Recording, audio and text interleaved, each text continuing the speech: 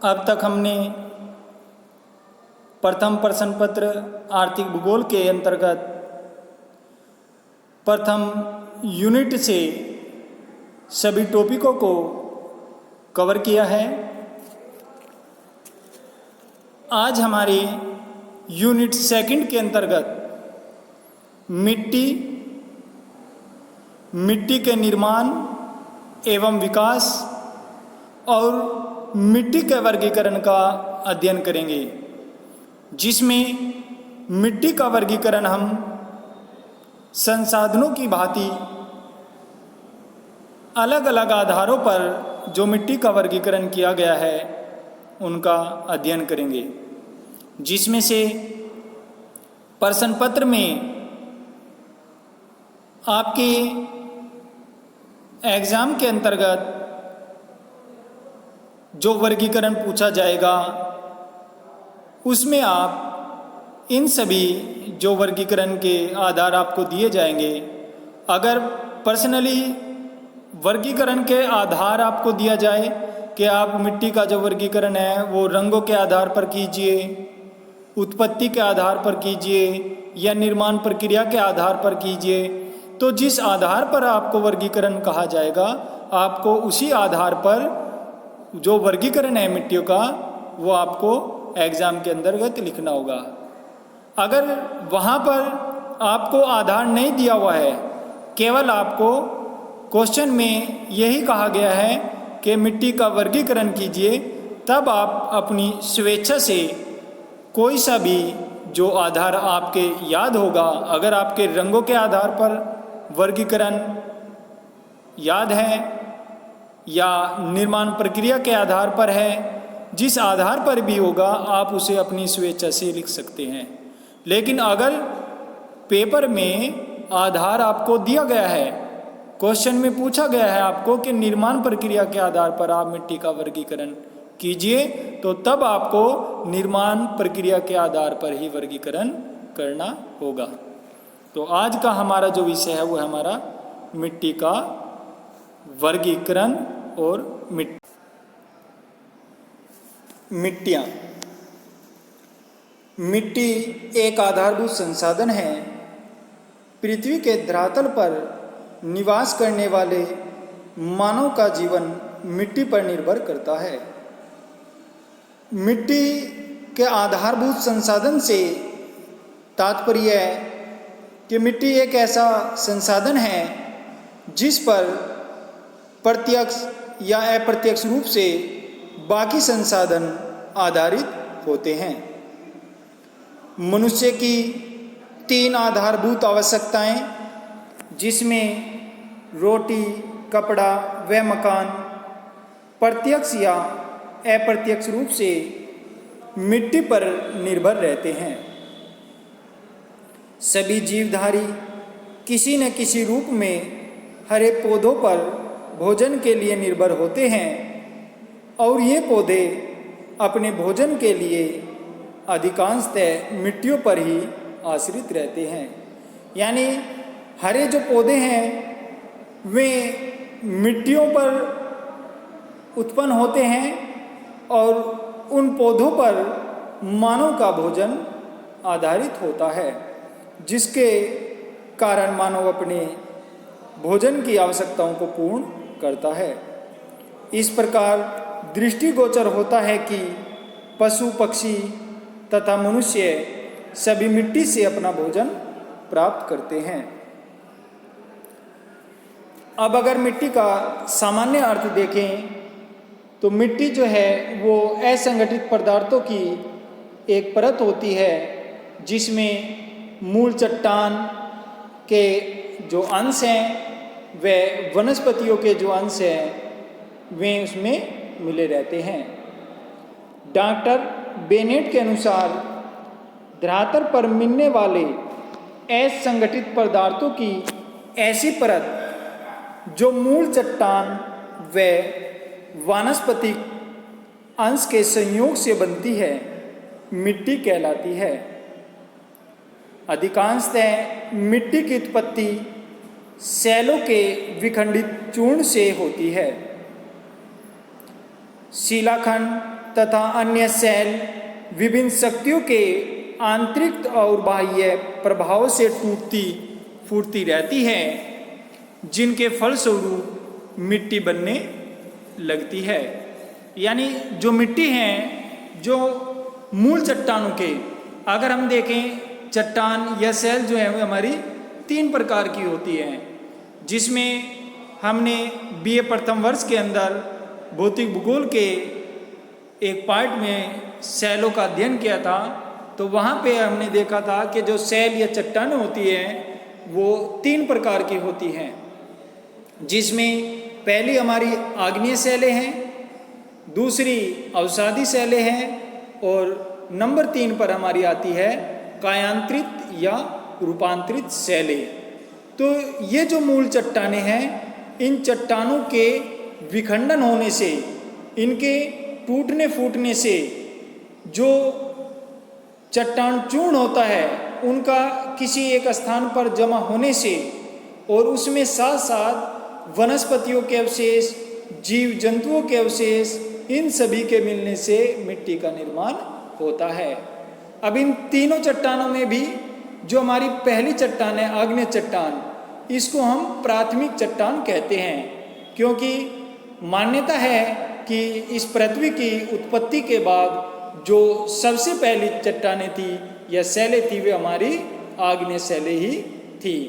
और जो आग्नेय सेलों का जिन निर्माण होता है वो किस पर होता है? हमारा ज्वालामुखी क्रिया के द्वारा पृथ्वी के गर्भ से निकलने वाले जब मेग्मा धरातल पर आकर ठंडा हो जाता है तो उसका ठंडा होने के बाद जिन चट्टानों का निर्माण होता है, जिन सेलों का निर्माण होता है, उनको हम आग्नेय सेलें कहते हैं। तो सर्वप्रथम पृथ्वी पर इनका निर्माण हुआ है, इनकी उत्पत्ति हुई है, तो इसी कारण इन्हें प्राथमिक चट्टानें कहते हैं। और बाद में इन्हीं चट्टानों के टूट फूट होने से, जो अवसादी पदार्थों के जमा होने से दूसरी जो चट्टानें बनती हैं वे हमारी अवसादी चट्टानें होती हैं।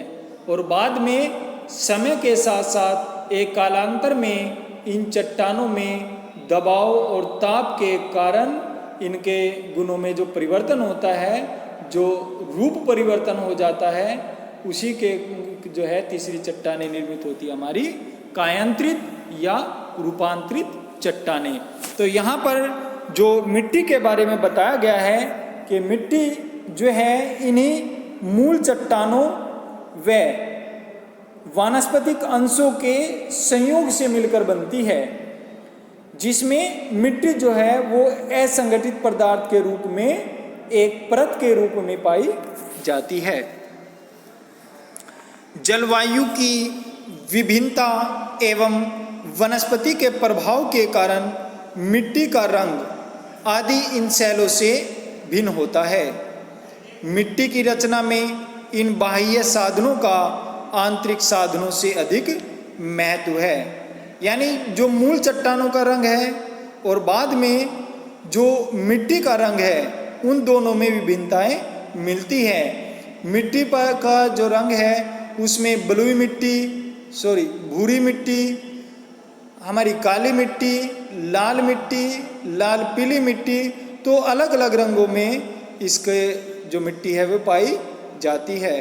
तो जो मूल चट्टानों से अलग इनमें रंगों की जो विभिन्नता होती है, उसका मुख्य कारण जो है जलवायु की विभिन्नता और वनस्पति के प्रभाव के कारण इनके रंगों में जो है अंतर पाया जाता है।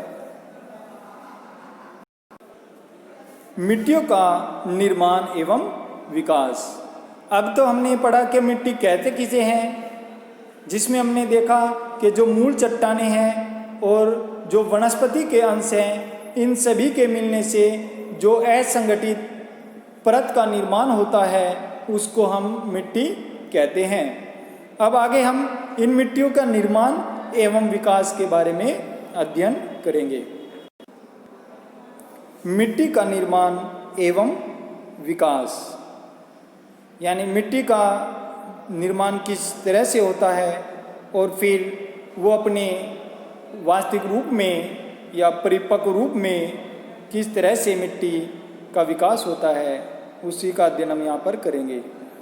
मिट्टी पृथ्वी की ऊपरी सतह पर एक परत के रूप में है जिसका निर्माण चट्टानों एवं खनिजों के अपक्षय से हुआ है, जिसमें समय के साथ साथ एवं विभिन्न जलवायु वाले जीवांश पदार्थों का भी मिश्रण हो जाता है। यानी चट्टानों एवं खनिजों के अपक्षय। अब अपक्षय क्या होता है? अपक्षय जो है हमारी दो चीज़ें होती हैं, एक अपक्षय और एक अपर्दन। अपक्षय और अपर्दन में क्या अंतर है? अपक्षय जो है वो एक स्थिर अवस्था होती है और अपर्दन एक गतिशील। यानी अपक्षय में जो चट्टानें हैं वे अपने स्थान पर ही टूटती और फूटती रहती हैं, जबकि अपर्दन में दूसरे जो माध्यम हैं, जो प्रक्रम है, जैसे नदी के द्वारा अपर्दन, हमारा वायु के द्वारा, हिमोड़ के द्वारा, इनके अपर्दन के कारण, इनके जल प्रवाह के कारण चट्टानें जो हैं वो टूटकर इनके साथ बहकर एक स्थान से दूसरे स्थान पर जाती रहती हैं। जबकि अपक्षय में वे अपने उसी स्थान पर जो हमारी भौतिक प्रक्रियाएं हैं, जो रासायनिक प्रक्रियाएं हैं और जो जैविक प्रक्रियाएं हैं, उनके कारण वे एक ही स्थान पर स्थिर रहते हुए वहाँ पर वे इन रासायनिक, भौतिक और जैविक प्रक्रियाओं के कारण टूटती फूटती रहती हैं। मूल पदार्थ का निर्माण सेलों के अपक्षय से हुआ है तथा मूल पदार्थ पर मिट्टी निर्माण वाले सक्रिय, निष्क्रिय और उदासीन कारकों की निरंतर प्रक्रिया के फलस्वरूप मिट्टी का निर्माण हुआ है। अब अपक्षय मुख्यतः 3 प्रकार का होता है। इस आधार पर मिट्टी निर्माण की भी 3 प्रक्रियाएं हैं। अपक्षय जो है, अभी आपने पढ़ा, अपक्षय में क्या है कि जो चट्टानों के अंदर टूट फूट होगी, जो चट्टानों का, जो हमारी मूल चट्टानें हैं वे जो चूर्ण में बदलेगी, टुकड़ों में बदलेगी, उसके लिए में स्थिर अवस्था में रहते हुए उनमें जो टूट फूट होती रहती है वो हमारा अपक्षय होता है। और उसी आधार पर जो है मिट्टी निर्माण की जो प्रक्रिया है वो 3 आधार होते हैं। उसके नंबर 1 भौतिक अपक्षय द्वारा, नंबर 2 रासायनिक अपक्षय द्वारा और नंबर 3 जैवीय अपक्षय द्वारा। अब नंबर 1 भौतिक अपक्षय द्वारा मिट्टी का निर्माण। भौतिक अपक्षय दैनिक एवं ऋतुओं के तापांतर के द्वारा होता है। मरुस्थलीय चट्टानें दिन में सूर्य की तीव्र गर्मी से फैल जाती हैं और ताप को वायु द्वारा तापमान कम होने से सिकुड़ने लगती है। यानी दैनिक और ऋत्विक जो ताप का अंतर है उसके द्वारा चट्टानों में टूट फूट होती है। वो कैसे होगी? अगर हम दैनिक तापमान के अंतर के आधार पर देखें कि जो हमारी चट्टानें हैं वे दिन के समय सूर्य से जो हमें ताप मिलता है, जो हमें ऊर्जा मिलती है, उसके द्वारा क्या होगी, वे दिन में गर्म होगी। और जब वे चट्टानें दिन में गर्म होगी तो गर्म होने के बाद क्या होगी, वे फैलेंगी और फिर रात में तापमान कम होने के कारण क्या होगी, वे चट्टानें सिकुड़ जाएगी। तो तापमान का जो दैनिक अंतर है उसके कारण जो ये चट्टानें एक बार दिन में फैलती हैं और रात को फिर तापमान कम होने के बाद सिकुड़ जाती है। तो इसके कारण क्या है, चट्टानें जो हैं वे टूटने लगती हैं। और इसी तरह से इसमें ऋतुओं के तापांतर के अनुसार, उसी तरह से ऋतुओं के जो हमारे ग्रीष्म ऋतु है, जो हमारी गर्मी की ऋतु है, उसमें जो चट्टानें हैं अधिक गर्मी के कारण, अधिक ताप के कारण में क्या है, फैलती हैं। और बाद में जब शीत ऋतु आती है तो उनमें कम तापमान के कारण, क्योंकि सर्दियों में जो है तापमान की कमी होती है, तो तापमान की कमी के कारण में शीत ऋतु में या सर्द ऋतु में फिर सिकुड़ जाती है। तो चट्टानों का तापमान के आधार पर सिकुड़ना और फैलना, इस प्रक्रिया के कारण उन मूल चट्टानों में टूट फूट होती रहती है, जिससे ये जो फैलने और सिकुड़ने की क्रिया के बार बार होने से चट्टानें टूटने लगती है। इसी प्रक्रिया द्वारा चट्टान चूर्ण का कालांतर में महीन चूरा बन जाता है और मिट्टी का निर्माण हो जाता है। दूसरी हमारी रासायनिक अपक्षय द्वारा। अब रासायनिक अपक्षय में कैसे होता है? यह अपक्षय ऑक्सीजन, कार्बन डाइऑक्साइड तथा जल चट्टान के कणों में रासायनिक प्रक्रिया द्वारा प्रवेश तथा घुलने मिलने से होता है, अतः उनमें रासायनिक परिवर्तन हो जाता है। ऐसी चट्टानों का मुलायम चूरा मिट्टी बन जाता है और इस प्रक्रिया के फलस्वरूप चट्टानों में नए खनिज बनते हैं जो सफलतापूर्वक चट्टान से अलग हो जाते हैं। यानी इसमें जो रासायनिक क्रिया होती है जिसमें ऑक्सीजन, कार्बन डाइऑक्साइड और जल का जो चट्टानों के कणों में इनकी रासायनिक प्रक्रिया के कारण टूट फूट होती रहती है। जैसे अगर हम जल के आधार पर देखें कि जब चट्टानें गर्म होती हैं तो अगर उनके ऊपर वर्षा की बूंदें पड़ जाएं तो क्या होगी? में गर्म होने के कारण उन ठंडी बूंदों के प्रभाव से क्या होगी? चट्टानें चटक जाती हैं और उनके चटकने से क्या है? वो चट्टान चूर्ण में परिवर्तित हो जाती है।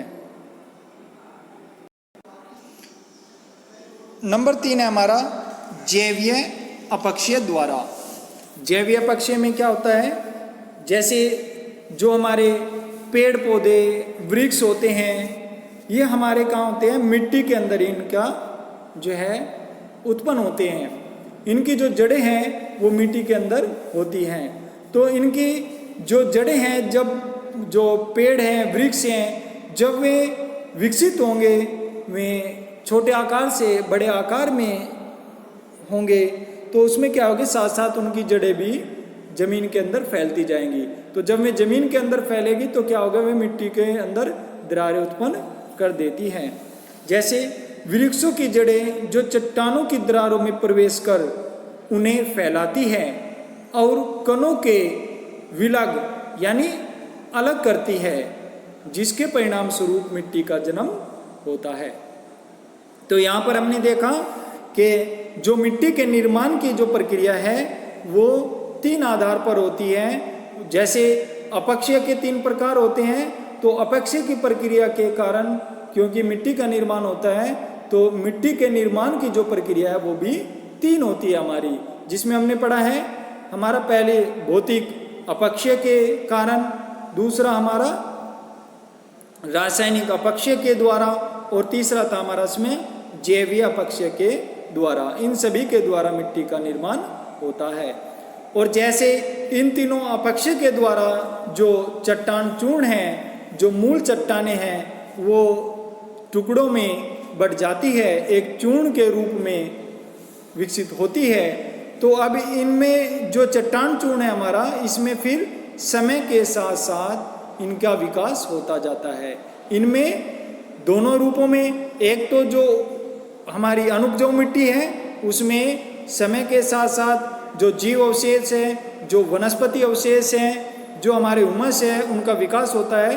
तो ये क्या होती हैं? उपजाऊ होती जाती हैं, विकसित होती जाती है। दूसरी, जब हम इन मिट्टियों का लगातार उपयोग करते हैं तो इसमें क्या है? इसके अंदर जो इनके खनिज पदार्थ हैं, जो ह्यूमस हैं, उनकी जो है कमी हो जाती है और ये अनुपजाऊता की ओर बढ़ने लगती हैं।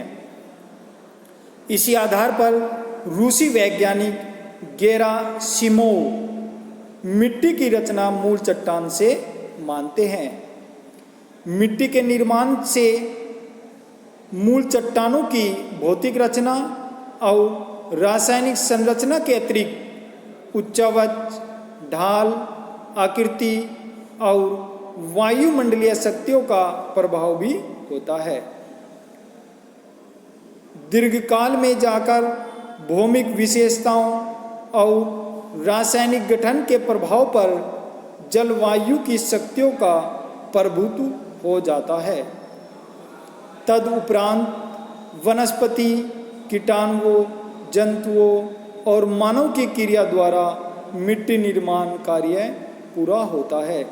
यानी जो मिट्टी का निर्माण कार्य पूरा हुआ है वो केवल अपक्षय के द्वारा चट्टानों के टूट फूट होने से जो चूर्ण बनता है वहाँ तक ही सीमित नहीं होती, फिर उसमें समय के साथ साथ जो है उसके गुणों में जो परिवर्तन होता है, जो हमारे कीटाणु हुए, जीव जंतु हुए और मानव की क्रियाएं जो हैं उनके द्वारा मिट्टी निर्माण का कार्य चलता रहता है।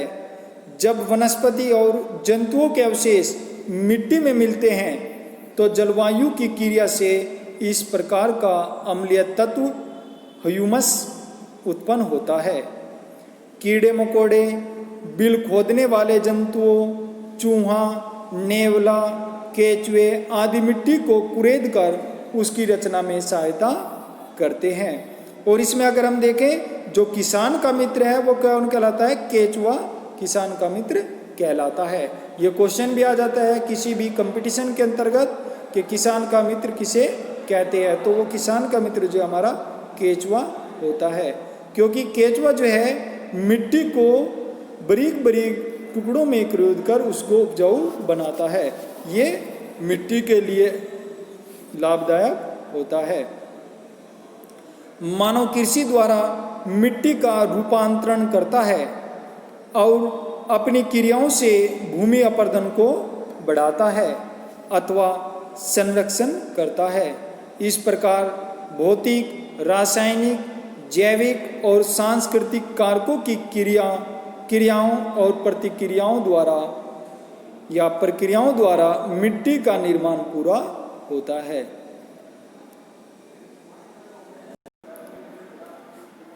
मिट्टियों का वर्गीकरण। अब यहाँ पर जो मिट्टी का वर्गीकरण किया गया है उसके अनेक आधार हैं।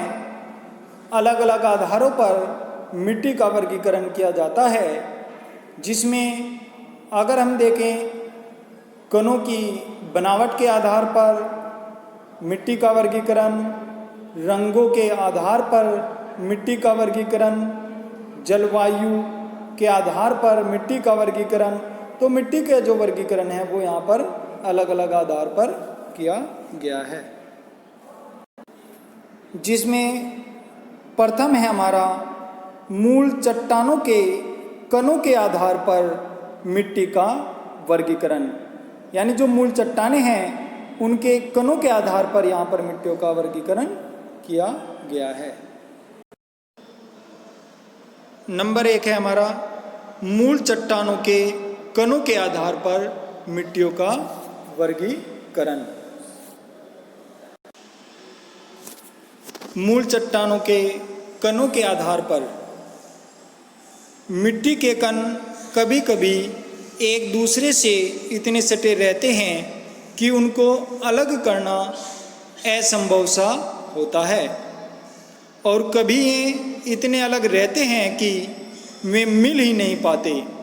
यानी मिट्टी के जो कण हैं वे एक रूप में तो एक दूसरे से सघनता के साथ सटे रहते हैं, और दूसरे उसमें वे अगर हम देखें कि उनके जो कण हैं वे एक दूसरे से अलग या विलग रहते हैं, जिससे वे एक दूसरे से मिल ही नहीं पाते।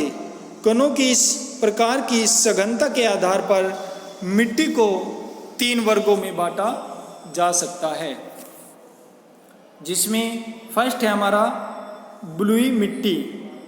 अब बलुई मिट्टी में अगर हम देखें तो इस मिट्टी के कण जो हैं वो बहुत बड़े बड़े होते हैं तथा एक दूसरे से अलग रहते हैं, और इनमें नमी का भी अभाव पाया जाता है।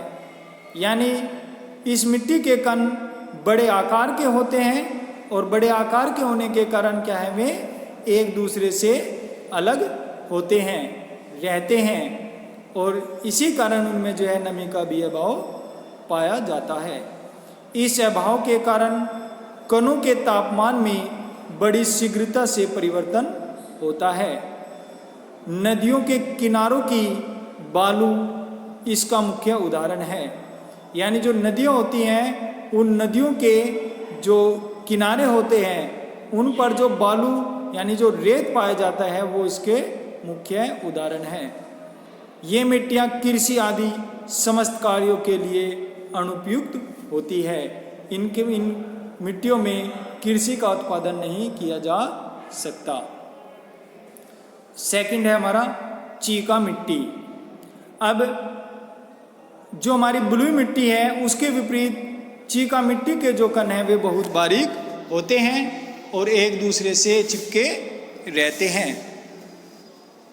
अतः चीका मिट्टी के कण बहुत बारीक और एक दूसरे से चिपके रहते हैं। इनमें ह्यूमस बहुत पाया जाता है। इसमें भारीपन के कारण अधिक जल समा सकता है।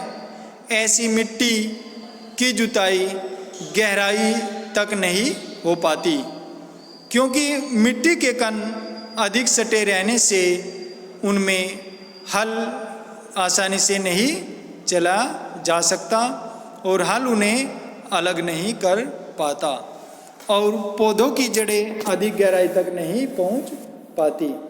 अतः खेती के लिए ये मिट्टी अधिक उपयोगी नहीं होती।